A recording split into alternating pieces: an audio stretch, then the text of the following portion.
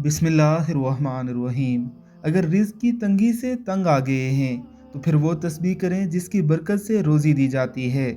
एक सहाबी रज़ी अल्लाह ताला अन्हो हुज़ूर अलैहिस्सलातु वस्सलाम की खिदमत अक़दस में हाज़िर हुए और रिज़्क़ की तंगी के बारे में बताते हुए अर्ज़ की कि दुनिया ने मुझसे पीठ फेर ली है।